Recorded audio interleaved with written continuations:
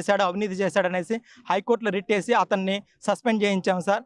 అతను మళ్ళీ బ్రదర్, నేను బాధపడుతున్నది కూడా అదే బ్రదర్.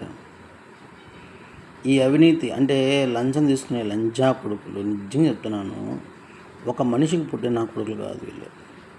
నువ్వు ఎన్ని తిట్టు మళ్ళీ తీసుకుంటారు, నువ్వు ఎన్ని పనిష్మెంట్లు మళ్ళీ వస్తారు.